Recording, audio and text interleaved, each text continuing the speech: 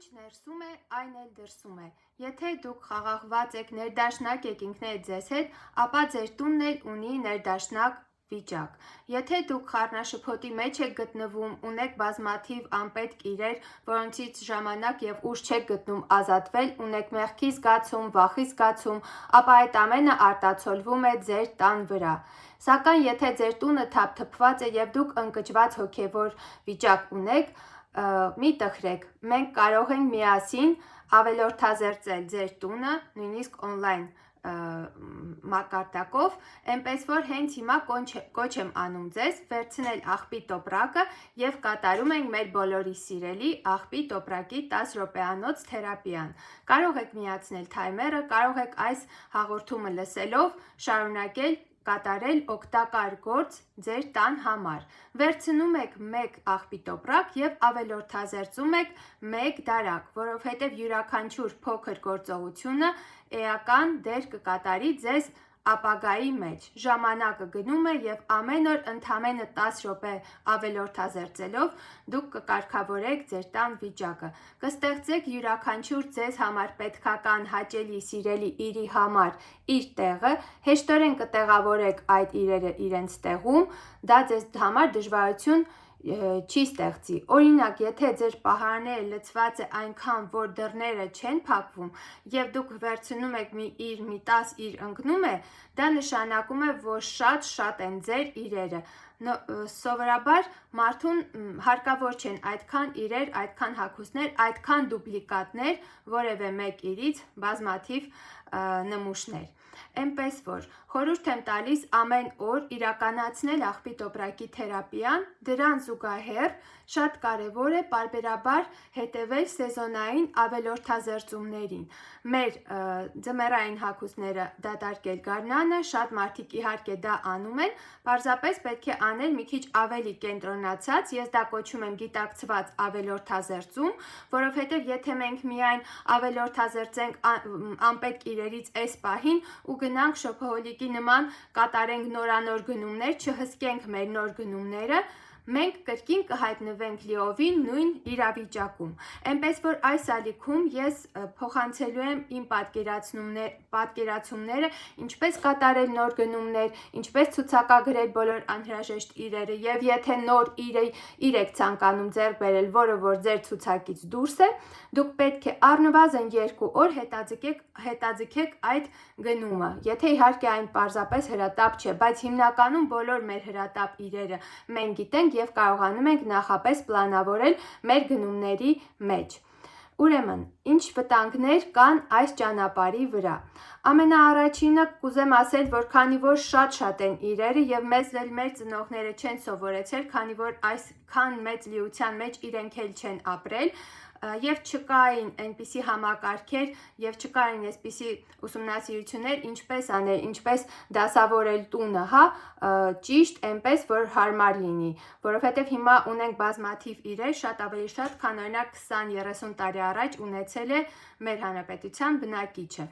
Էնպես որ այդ բոլոր համակարգերի ստեղծման մասին, զոնավորման մասին, կոնտեյնավորման մասին մենք միասին անցնելու ենք այս բլոգում։ Նշեմ նաև, որ ես կատարում եմ այցեր, եթե կցանկանաք օգտվել տարածքի օպտիմալացման մասնագետի ծառայություններից, կարող եք դիմել ինձ։ Ինչ վտանգներ կան, նաև շարունակեմ թեման։ Ուրեմն,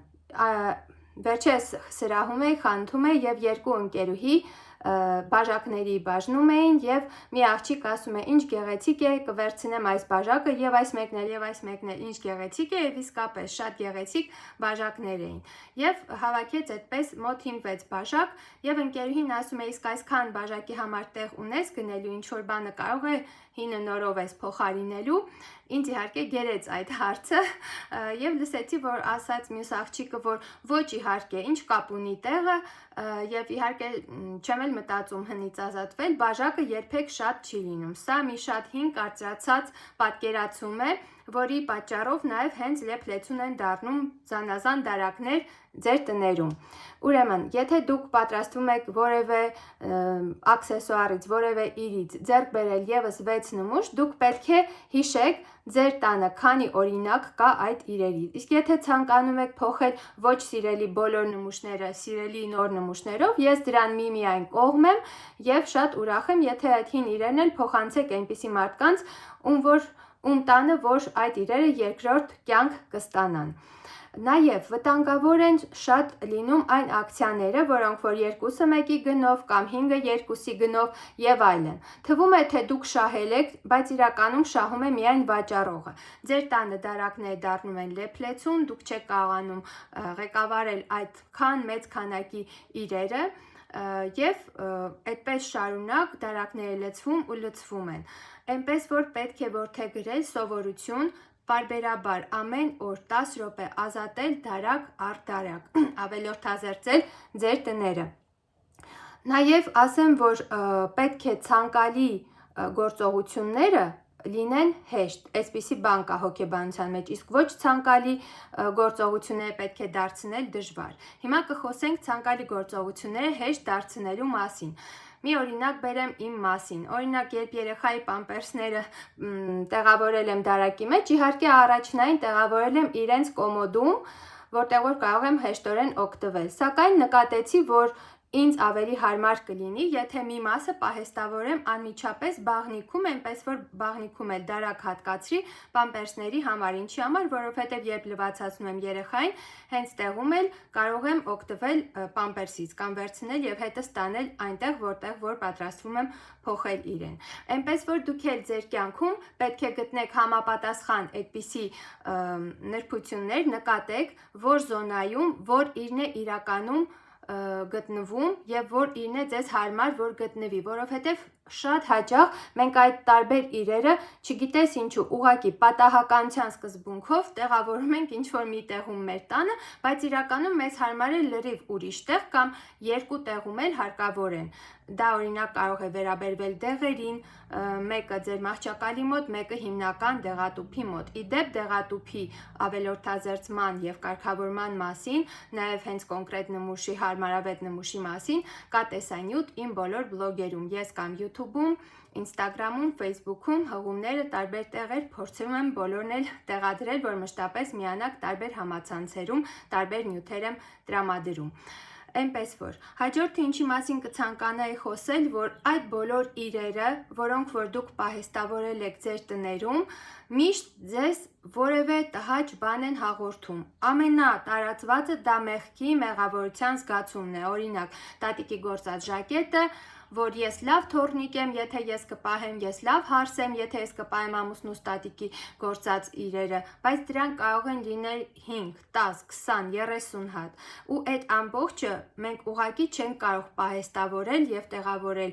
մի տեղից մյուս տեղը եւ զուգահեռ դրան գործածել մեզ պետքական իրերը ճիշտ հարմարավետ ռեժիմով, հա, դա անհնար է, այնպես որ պետք է լինել վճռական եւ միայն այդ իրերը պահելով չէ, որ դուք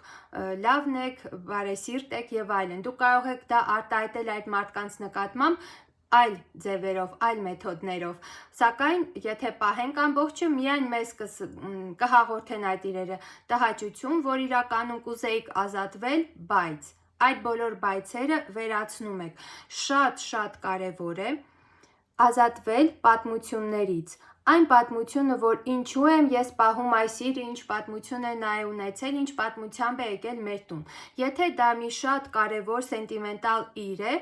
անպայման դիտեք տեսանյութը հիշողության տուփի մասին։ Իմ բոլոր ալիքներում տեղադրել եմ, այն շատ կարևոր է։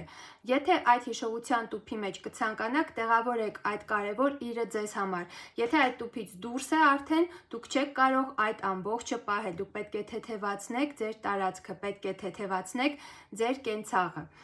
Այնպես որ նաև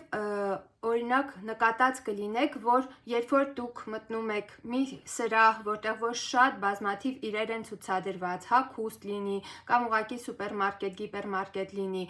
ինչ որ մոլ, որ գնում եք գալիս եք եւ զգում եք, որ հոգնած եք։ Ինչու է այդպես, որովհետեւ մեզ թվում է, թե մենք ուղղակի զբոսնեցինք, մեկ-երկու բան փորձեցինք, գնեցինք կամ չգնեցինք եւ այլն, բայց մեր ուղեղը այդ իրերի մեծ քանակությունը անընդհատ արհեստական ինտելեկտը ոնց է անդադ թարմացումներ կատարում, այդպես էլ մենք մեր տեսողության օգնությամբ տեսնում ենք այդ բոլոր հարյուրավոր, հազարավոր իրերը եւ մեր ուղեղը անընդհատ անդադար աշխատում է, մենք չենք կարող մեր ուղեղին ուղղակի հրամայել, որ նա դա չվերլուծի, վերլուծում է ամեն բան, ինչը որ տեսնում է, դա է հենց կոչվում տեսողական աղմուկ, իսկ մեր տների տեսողական աղմուկին մենք արդեն սովորել ենք, մենք դրա մեջ ապրում ենք, մենք նայում ենք, բայց չենք տեսնում դրանք, որովհետև արդեն մեր ուղեղը սովոր է, բայց միևնույն է, նա աշխատում ու աշխատում է, տանում է ձեզանից լրացուցիչ էներգիա, այնպես որ որքան քիչ վիզուալ աղմուկ լինի, որքան քիչ անպետք իրեր լինեն, ավելի ճիշտ ընդհանրապես չլինեն, եւ որպեսզի ընդհանրապես չլինեն, հենց դրա համար էլ շատ կարևոր է ամեն օր կատարել ավելորդազերծում։ Շատ հաճախ մենք տալիս ենք գումար որևէ պետքական իրի, գործածում ենք այն եւ ընդամենը 1-2 շաբաթից հետո այն մեզ այլևս հարկավոր չի եւ չի լինելու մոտ ապագայում։ Ես նաև մի կանոնել եմ սովորաբար տարածում այս ալիքներում նրա մասին, որ եթե այդ իրը ունի 10,000 դրամից քիչ արժեք, առանց մտածելու կարող եք կամ վաճառել, կամ նվիրել, կամ ուղղակի թափել աղբը այդ իրը, որովհետև դուք հանգիստ կարող եք այն ձեռք բերել, եթե հանկարծ նա ձեզ պետք կգա։ Թեև հավանականությունը շատ քիչ է, կարող եք նաև փոխառել որևէ ընկերներից կամ հարևաններից։ Այնպես որ շատ կարևոր է կատարել պարբերաբար այդ ավելորդազերծումը։ Ուրեմն շատ կարևոր է ստեղծել ցուցակ, ինչ ցուցակով եք դուք գնում ցանկացած խանութ։ Եթե ձեզ պետք է տաբատ, դուք գնում եք եւ ձեռք եք բերում, ընտրում եք ձեզ համար հարմարավետ, առանց որևէ կասկածի, դուր է գալիս թե դուր չի գալիս, հենց դուք հագաք, դուք այդ 3 վայրկյանում կհասկանաք կամ նույնիսկ ավելի շուտ, հետո ձեզ հետ առևտուր մի արեք, այդ իրը 100%-ով կդառնա ավելորդ իր եւ դուք չգործածի այն եւ կունենաք մեղքի զգացում, գումարի վատնման մեղքի զգացում եւ այլն եւ այլն։ Այնպես որ եթե տաբատն է հարկավոր, չափում եք, փորձում եք, գտնում եք ձեզ համար ամենաօպտիմալ, ամենահարմարավետ տարբերակը եւ ձեռք եք բերում միայն դա։ Եթե ընթացքում կտեսնեք որևէ շապիկ եւ այլն, դա ավելացրեք ձեր ցուցակում եւ ձեզ ժամանակ տվեք, որպեսզի դուք վստահ լինեք, որ այդ շապիկը ձեզ իսկապես հարկավոր է եւ այլն։ Ինչ է տվել մինիմալիզմը ինձ։ Առաջ ունենալով բազմաթիվ օրինակ շապիկներ, երբ այցելում էի որևէ սրահ կամ տեսնում էի որևէ գովաստ, միշտ երկմտում է, արդյոք ինձ հարկավոր է եւս մեկը, եւ իսկապես գեղեցիկ է, եւ կարծես թե մատչելի է, եւ որակն էլ տեղն է, ցանկանում եմ ձեռք բերել այն, բայց այդքանը նախ մարդ չի հասցնում հագնել, հա, այդքանը փոփոխել եւ այլն, եւ մինիմալիզմի շնորհիվ ես հիմա ունեմ բոլոր իրերից ինձ անհրաժեշտ միայն քանակը, ես արդեն այդ քանակից դուրս ոչ երկմտում եմ, ոչ էներգիա եմ ծախսում գնել թե չգնել, ինչքան է պետք գնել, նույնը վերաբերում է հատկապես երեխաների հագուստին, միշտ մենք լինելով հայ, լինելով լավ ծնողներ, շատ նվիրված մեր ընտանիքներին, մեր երեխաներին, ցանկանում ենք էլ ավելի լավը ձեռք բերել եւ այդպես շարունակ դա չունի որևէ ավարտ։ Ես տեսել եմ այնպիսի լցված պահարաններ, որ ուղղակի տեղ չի անում, բայց այդ զգեստերը իրար վրա այսպես շարված ու ամեն բան ճմրթվում է, նույնիսկ եթե արդուկած է լինում եւ այդպես շարունակ։ Այնպես որ պետք է դուք անձամբ ձեզ համար որոշեք որոշակի քանակ իրերի, որոշակի քանակ ցանկացած կատեգորիայի համար եւ այդ քանակը ձեր ուղեղը կազատի բազմաթիվ անպետք ֆունկցիաներից, բազմաթիվ երկմտումներից, ակցիաներից օգտվել, չօգտվելուց եւ այլն եւ այլն։ Իսկ եթե կցանկանաք որևէ հին կամ գործածած իրը փոխարինել նորով եւ ավելի սիրելիով, պարզապես կանոնը այն է, որ պետք է ազատվեք այդ հնից, թեկուզ եւ եթե նա կիրառելի է եւ կարող է գործածվել այլ մարդու կողմից։ Այնպես որ միացեք իմ բոլոր ալիքներին, ուրախ կլինեմ